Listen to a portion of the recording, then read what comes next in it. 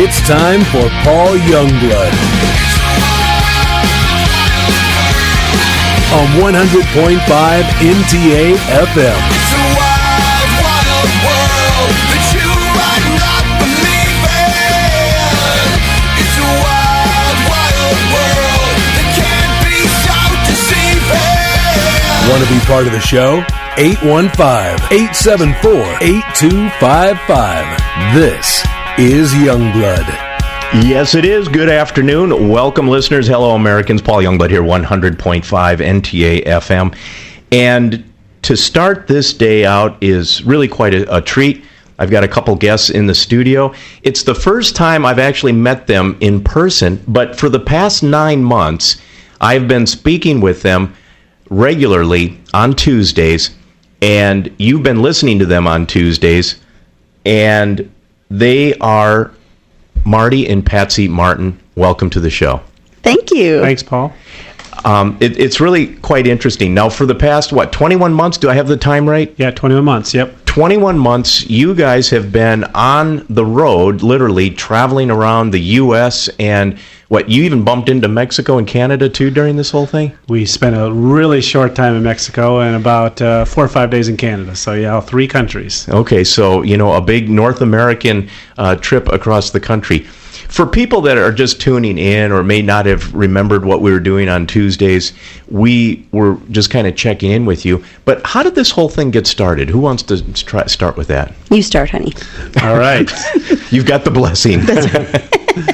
Well, I guess it's, something that my wife and I had thought about maybe doing sometime after we retired. The kids were grown, but, there was something in my heart especially that's like, wow, I want to do this with my kids. Take a big RV trip all across America and see our beautiful nation and visit museums and visit family and friends that live all over the place. And so it just worked out. We actually ended up adopting 3 little boys, and we wanted to take some time to bond our family together as one, just because we all living in the same house doesn't make us a family. So we wanted to take some time to do that, and the chips fell in the right place. I was able to work something out with a friend of mine who owns an organization that helps children's ministries in churches across America, and so he was looking for someone to go to different churches and do training, and we were looking to do that ourselves. So it just kind of a neat thing fell in place, and so that's how it all started off, by that door opening and us stepping through it. Now, did you have any idea how long of an experience this was going to be? Did you have a timetable on it of a sort? We thought about 2 years. Okay. Yeah, so, we didn't quite make 2 years, but it was pretty close. Yeah, pretty close, right. Now, where were you at the time that you decided to do this? We were living in Canada when we decided that we were going to do this. And I think a lot of it was one of our sons that we adopted had some pretty hard times grafting himself into the family.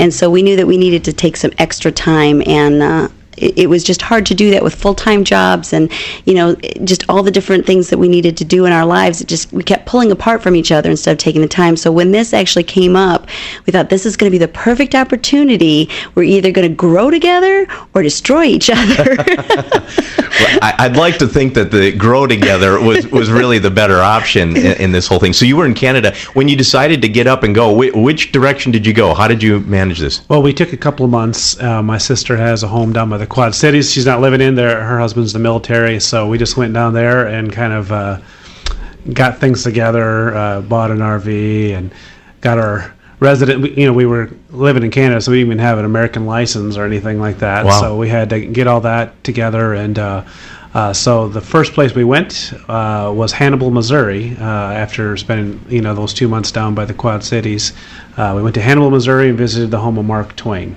Right. Did you? Now, speaking of Hannibal, I've been there. Did you see the public library in Hannibal? No, we did not get to the public library. Okay, it's a really amazing structure. I just thought it just came to mind when you were talking about that. But so you went to Hannibal, Missouri, and how did you decide when you were going to pick up and go, or how long you were going to stay in an area, or that type of thing? Of course, plans don't always go exactly according. We decided to be flexible, of course, too, but we laid out approximately, if we could visit all 50 states, and we laid out a little path of how we're going to do that, and then we let churches knew when we were going to be in their area. So some of it was dependent upon if churches actually booked with us, we had to be in those areas. If no churches were booked there, well, then we could be more flexible. So our first church was in Oklahoma, so that was naturally the way we went. It was down to Oklahoma, and of course Hannibal and the Quad Cities. It's just down south of there. So yeah, that's where the first place we went to do a church was in Locust Grove, Oklahoma. Locust Grove, Oklahoma. Sounds like a small place. I've never heard of it. It is, yeah. Now, is that east side of Oklahoma or the west? Because there's really two different types of Oklahomas there. Southeast of Tulsa by maybe an hour and a half. Okay, so that's the wooded part of Oklahoma, right? Yeah, right. Yeah, because I think when people hear Oklahoma, at least I do, you think of Oklahoma City, a lot of cowboys, a lot of, sand and whatever. But the eastern side is surprisringly, it's beautiful. It's beautiful. Lots of trees and hills, and it's beautiful. Yeah. Now, let's back up here. You've got 5 children. 5 Excuse boys, me. Yes. And you've got Blake, you've got Brendan, David, Chase, and Tanner. Your 2 older boys are teenagers, and your 3 younger ones they're all adopted? Mm-hmm. Yes. Okay, and they're all about the same age, too, aren't they? They're 7, 6, and 6. So it's like having triplets for the most part. Do people ever think that they're twins or triplets or, that kind of thing? We get asked that. It's funny because they're not all the same race, so I don't know. Isn't that amazing how they would think they were triplets not being the same. Well, I guess it could happen, but yeah. So we've been asked several times. Of course, whenever we walk into any place, I was just in Culver's last night, and a little older lady was holding open the door, and she said, 5 children, are they all yours? And yeah, so we get that asked a lot. Are these all yours? Yeah, we get either they must be triplets because they're all the same age, or they can't be related, are they? Right, one of those topic discussions that, I'm not sure I'm comfortable going down this road, but I'm sure it's opened a lot of interesting opportunities to visit with people and meet with people, because there's all the conversation talking points that you come up with. Now, when you travel, being in an RV, you're typically going to park in an RV park or a campground site that has space for you to do that, right? Right, yeah. Well, there's been a few times where we've camped out in a Walmart or a rest area, and we have friends that have had room at their place. We've stayed there as well. So pull up on their own field and just away. Exactly, yes. I've seen that kind of thing done. And, it goes to say that I have you here in the studio because you're wrapping up this whole experience, and you're bringing it to a close. And we talked about that a little bit just a few weeks ago. And you found a position in West Chazy, New York. Is that right? Yeah, that's right. Almost to Canada again there. We're just an hour south of Montreal, where we're going to be going to live. So, and now how long did that process take before you found out that this is where God's calling you to be, really? Well, we started sending some stuff out to people, friends we knew and that sort of thing, probably in February, and had some immediate feedback. This place asked us to come out, and was the first one to ask us to come out. By the time we did come out, we had several other churches interested in us coming, but we kind of said, we'll wait and see what happens here. But we felt pretty good going in, and it was a really good match. So we went there at the end of April. Well, I guess middle of April. Mm-hmm. And by the end of April, they offered the position right after that weekend, and we had some time to think about it. But so we knew where we were going to be by the end of April. And now I've gone online to check this place out, and the church that you're going to be at, this really is the kind that you see in a postcard. It's a small country church. It looks like it's at least 100 years old, if not.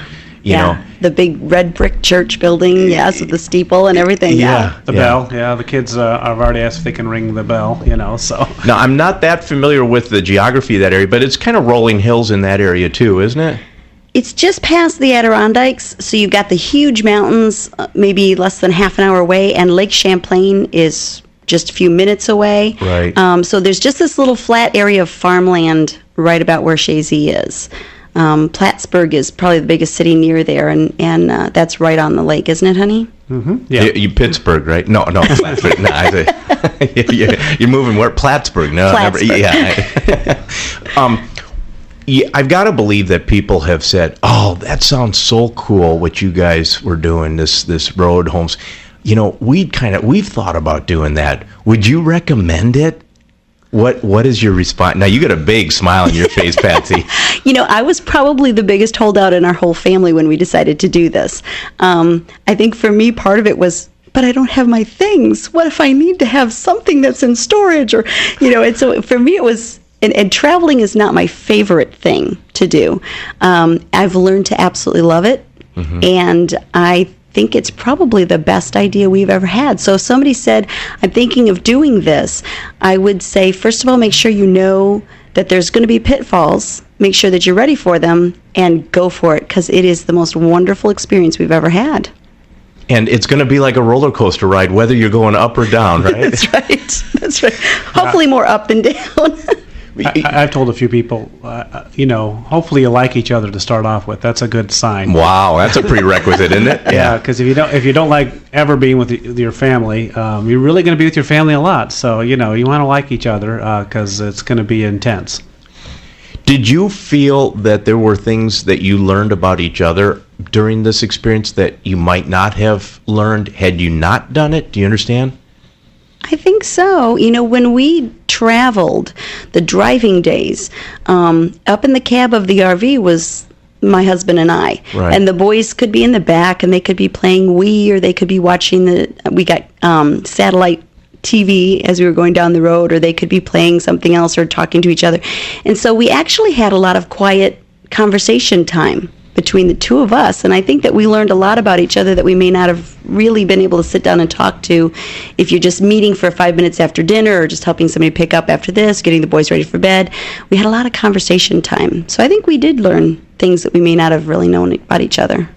We're going to take a break here soon, and when we come back, I want to talk more about the homeschooling experience and what that was like, and even comparing being on the road homeschooling versus people that are maybe more home based in that experience.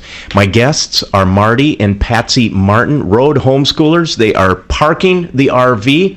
Probably, maybe even selling it. I don't know. You're going to keep it? All right. Well, we'll talk about that too.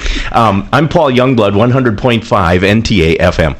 All right, welcome back. Paul Youngblood here, 100.5 NTA FM, joined by my guests, Marty and Patsy Martin, two of a large family of homeschoolers that had been road schooling for the past 21 months.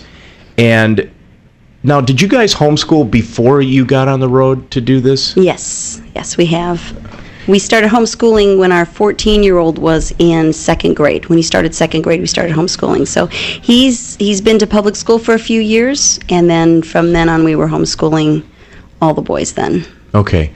And I guess it's kind of hard for you to compare. It's like people ask me, so what's it like being adopted? Well, I have nothing to compare it with. It's the way I grew up. And kind of like for you guys, can you make a comparison between homeschooling in a traditional home setting, in a brick and mortar kind of an environment or a neighborhood environment versus what you guys did by traveling across the country? I can think of two differences right now. One, I was more involved because I only worked on weekends, and not even everyone then. Of course, I had to do some emails and computer work, but I was involved a lot more. And second of all, it just was more hands-on. We visited museums, we visited historical sites, we went to national parks, we took hikes. It was more education by immersion, Right. You can learn about Alcatraz or you can visit Alcatraz, which is going to be a little better for you, Yeah, and you can do both then. Right, exactly. Learn about it and actually get to visit. I want to invite callers and listeners that have comments or questions for my guests, Marty or Patsy. Our phone number is 815-874-8255. And now, we've been doing this 9 months now, and we know some of the same people. We've kind of bounced around in similar circles here and over the course of many years. And you have, been homeschooling now on the road. Would you say, did you kind of craft your curriculum based on where you were, or were you kind of locked into wanting to stay with one particular system? Well, we kind of did a little bit of both. We had the basic curriculum that we knew, especially with our older boys. We knew that we wouldn't have a lot of room for a lot of books, so we worked more on computer-based curriculum than we did actually where we had to have 4 or 5 textbooks to work out of. Our younger boys, we could be a lot more flexible because they were doing kindergarten and preschool on the road, and so when we were teaching their alphabet and things, we would teach them about where we were around. So we did pull out sections of our curriculum and say, well, we're going to be at, the Battle of Little Bighorn site. Let's talk about that part of history for a little while, or different things like that. So we did play around with it a little bit. You should tell your D is for dinosaur story. Yeah, when we were teaching the little boys their preschool, we wanted to get through the ABCs and numbers and the basics like that. And so in our curriculum, it talked about D is for dinosaur, and we should read books about dinosaurs, and we should talk about dinosaurs, maybe look up a few pictures of dinosaurs when we learned for D for that week. And we just happened to be in Texas, right, at Dinosaur State Park. Is that the name of the place? And they have a creek running through the park where the actual footprints of the dinosaurs are still in the bed of the creek. And so when we learned D, we walked down to the creek and put our foot right on top of the dinosaur footprints. And so it was really something that stuck with the boys. They'll never forget dinosaur. Yeah, I mean, how much more real can a dinosaur be than stepping in its footprint? At the same time you're learning the letter D. That's a great story, because most kids are going to only learn about it through colored books or that type of thing.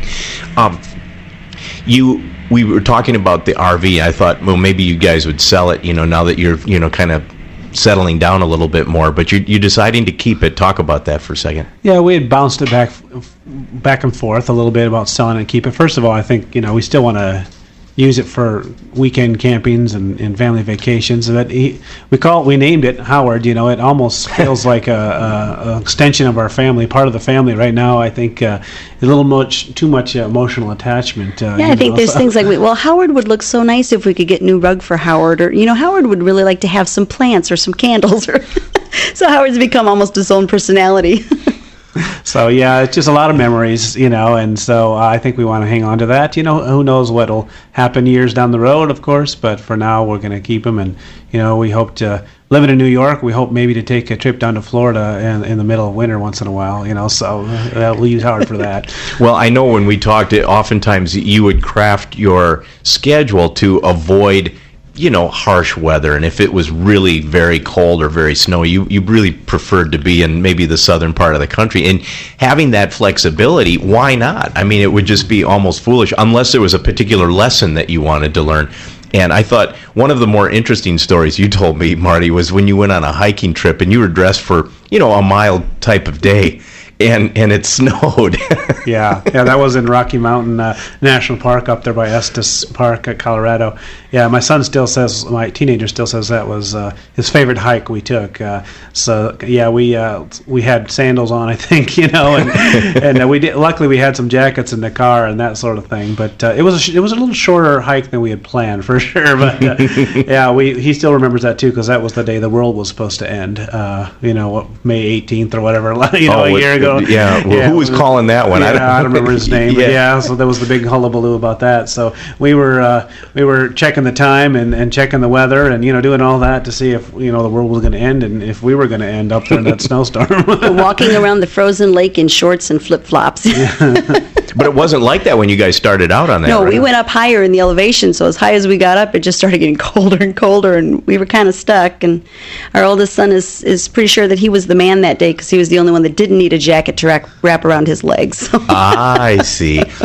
Telling that story, it kind of highlights the dangers of that you hear about where people get stuck in these wild storms when it was really mild and then boom, it was kind of a flash. Now this did come upon rather quickly too, didn't it? No, we started off, and then the time we drove to where we wanted to go, it was snow there. So yeah, we were just being we didn't go too far from the car, so we were pretty safe, but we were probably being a little I don't know, adventurous and a little silly too, thinking that at first everybody was all excited about it. By the time we got back, there was a little whining going on, but and not necessarily the kids either, right? Well, It was me. I mean, no, I'm joking. I remember exactly who it was, but there was a little whining going on. But we're going to be taking another break here shortly, and when we come back, I want to talk about the fact that you visited quite a bit of the country. I guess you haven't been in all the 50 states, but you've covered a lot of them. And were there any locations that were especially interesting in the sense that, well, you kind of knew what it was going to be like, but it's like, well, I didn't expect that, and we're going to talk about that when we come back. Our phone number, by the way, is 815-874-8255. My guests are Marty and Patsy Martin, the Road homeschooling family. They're hanging up the keys, well, at least temporarily, and placing roots down in New York, and we'll talk more about that as well. I'm Paul Youngblood, 100.5 NTA FM. All right, welcome back. Paul Youngblood here, 100.5 NTA FM, along with my guests, Marty and Patsy Martin, road homeschoolers, and they left the kids behind, and but they have been homeschooling their kids for many years and on the road for 21 months. So I'm figuring you started in 2010, is that right? You're right, yeah, about September of 2010. Okay, and the experience of homeschooling has been I'm sure enriched by the fact that you can travel around. Now, in going to some of these places, you probably look ahead at, you can get online and say, well, this is where we're going. Let's see what we're going to face, and maybe look up some options of what we're going to go do and that type of thing. Have there been places where you get there and you go, wow, maybe even changing your course a little bit, saying, this is really pretty amazing, or I didn't expect to find this. Did you have that experience at least once? Certainly. I think we've been both wowed and underwhelmed at different places. I like that. So overwhelmed and underwhelmed. Yeah. So and that might be a little different for each person as well. Mm-hmm. One of the places I think that I definitely want to get back to is, I've been there before, but each time I go, it's just the diversity and the wildlife is Yellowstone. It just for me, it's like my Disney World, and I love Disney World too, but it's like Disney World for a nature and outdoor enthusiast. It's just got so much to see and do. Patsy, you could say something that wowed you or overwhelmed you, or? Well, I have to say, when we were in Utah, we went up to Zion, and I was amazed, because we've been through mountains, out in the California area. We've gone through mountains, and the mountains in West Virginia are very different than the mountains out in the West Coast, and the East Coast are so different. But when we went into Zion, it just seemed like everywhere you looked, it was like this awesome painting of something that was just more than real. And so I think I was just almost bowled over just with the scenery up in Zion. It was just more than I'd ever seen anywhere else. And I didn't expect that in Utah, quite honestly. I expected Utah to be a little bit more, the plateaus and things, but it was amazing there. It is, pointing that out about Utah, I didn't expect that. Kind of reminds me of how every state kind of has what it's known for, so to speak. But that doesn't speak well for the entire state. And in fact, you say, oh, well, you're moving to New York. I'm sure a lot of people say, why would you want to be with all the people that, but where you're moving to is a really sparsely populated, rural area, and very pretty upstate New York. Mm-hmm. And, I think about the fact that what a state may be known for is partly maybe responsible for when you think, wow, I didn't expect that. Now, you mentioned underwhelm, Marty. What was there a place where you're thinking, oh, this is going to be interesting, and it turns out to be just a real dog? Well, and sometimes you think it's the price too. So you're thinking, this is a $2 free place. It shouldn't be charging you $8 a person. One of the places that struck me, went to the Wizard of Oz Museum in Wamego, Kansas. You're there in Kansas, you gotta do the Wizard of Oz, and they charge. I remember exactly what it was, but it was not a $2 entry fee, and it was okay.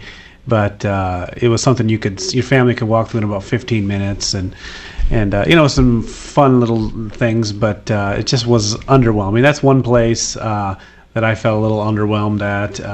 That's Santa Claus. Yeah, well, Santa Claus, Indiana. We went to Santa Claus, Indiana, and the tourists born, if they're listening right now, is going to write us dirty letters. They've already said something on my blog. Well, you didn't see everything. I'm like, that was because everything was closed. You mentioned that you kept a blog, and you've talked about the fact that maybe you'll merge at some point and kind of compile this experience and make a book for people to read it. Because, I'm fascinated by it, but I'll have to say, having been part of your experience, as a radio host and, following you guys and kind of checking in, where in the world is Marty and Patsy and the Martin clan?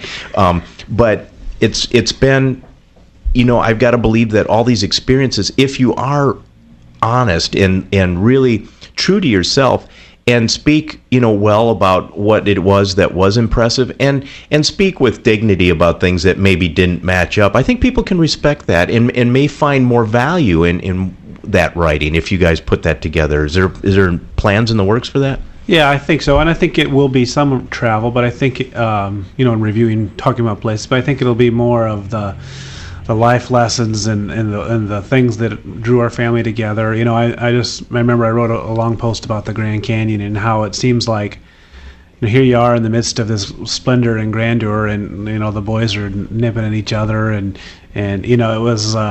I just wrote, it's a reality of family life, even though you're in the midst of, one of the 7 wonders of the world. So there's this reality of life of a sorry, Blake, if you're listening, but a moody teenager and a hungry 4-year-old and maybe a tired Marty too. I drove all day. Exactly. So there's, those places that seem idyllic and postcard, there's also the reality of life, So I think there's lessons and funny stories, and we've shared some of those with you, the funny things that have happened to us along the way that have made us laugh and form good memories. So. Well, that whole bridge crossing toll thing that that's amazing how what you thought was just going to be a really relatively routine experience turns into this, huge deal. Yeah, crossing the Delaware, I understood the General Washington, why it was so difficult. Yeah, so. It might have been easier in his day.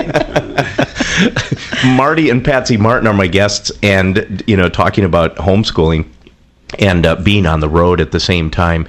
Did you... now you were part of a loose network, so to speak, of people doing similar things, weren't you? I mean, you kind of kept in touch with others that were doing this kind of stuff, didn't you? Well, right.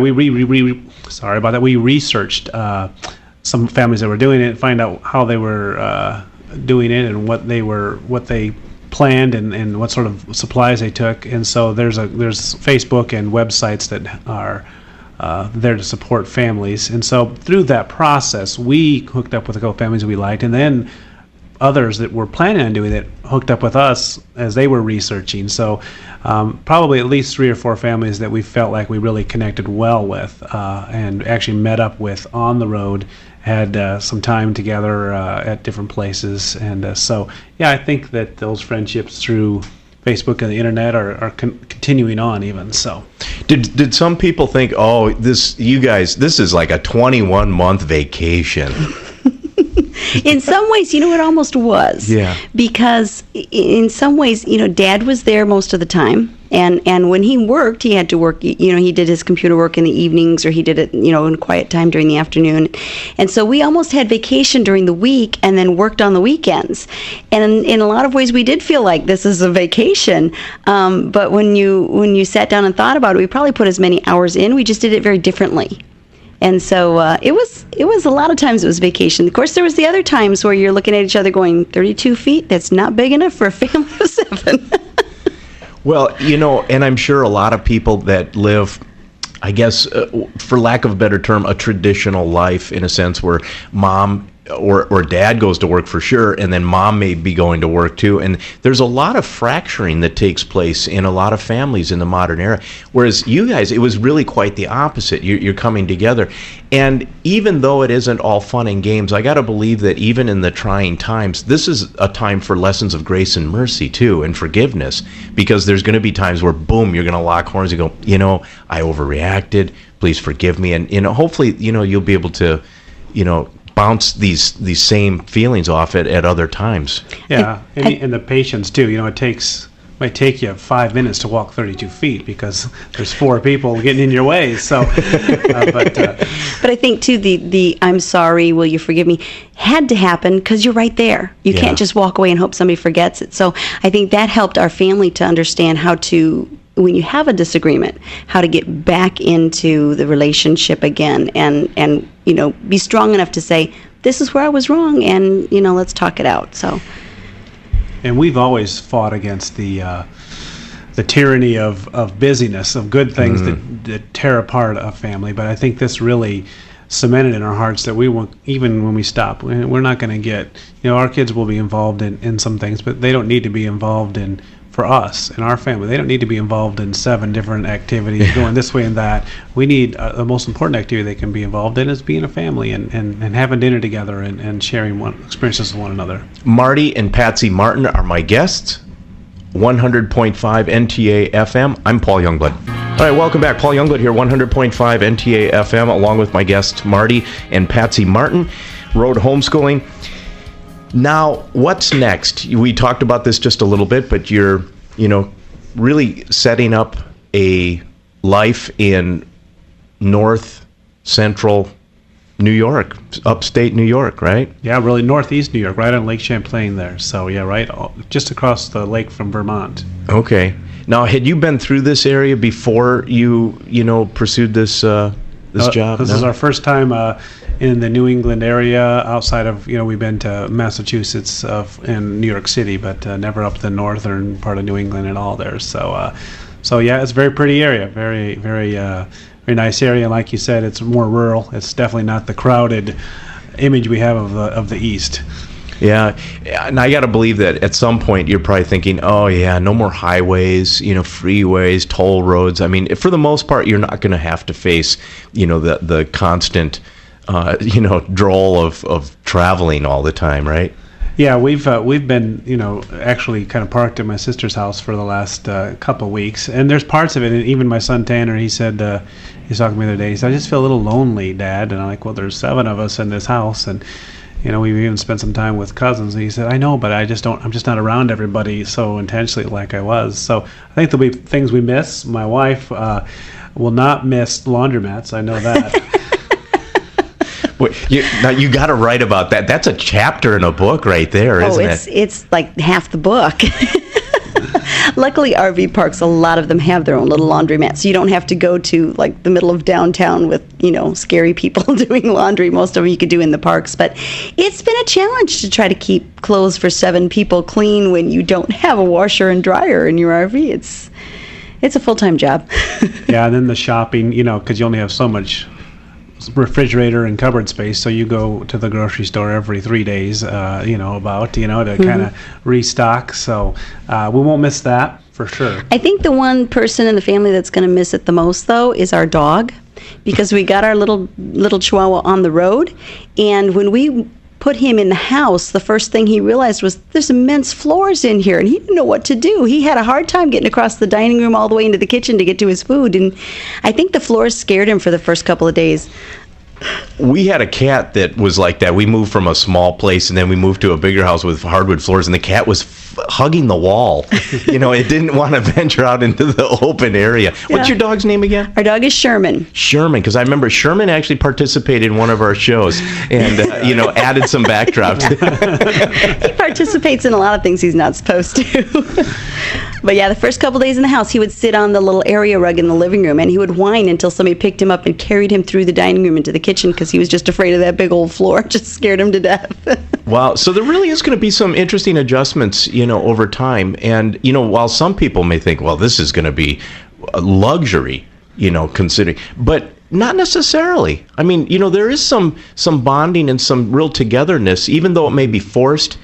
You're not going to have quite that same concentration of bodies that you did on the road. Yeah, and I hope too the thankfulness for things like space, that a lot of us take for granted. And not everybody has. I've been on mission trips and seen little homes where 20 people live in, and so I think one of the things in the States here we do take for granted is just space. That we have more space in our homes, that sort of thing. So I hope that our kids and myself and my wife are more thankful and grateful for dishwashers and that sort of thing that we might take for granted otherwise. I think the other thing too is I've learned that we have a lot of stuff, and we don't need stuff. Yeah. Because we've lived with only what we could carry, and I didn't miss anything. And that surprised me. I thought I would miss all my things until I started to realize that, if my house caught on fire, there's a very few things I would try to get out of there. It's the people, and it's all okay.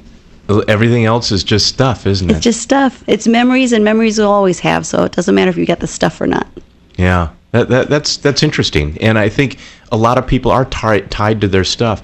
I mean, I can't tell you how many boxes I probably have that have survived in the box for a couple moves, and I'm thinking, wait a second here, I'm not even sure what's in that box, but it's important that I keep dragging this box around, you know. One thing I think she missed was plants too, though. We bought her a plant for Mother's Day this year, and she started crying and like, oh, I can have plants again. Marty and Patsy Martin are my guests. We're going to take a short break. We'll be right back. I'm Paul Youngblood, 100.5 NTA FM. All right, Paul Youngblood back, 100.5 NTA FM, along with my guests Marty and Patsy Martin.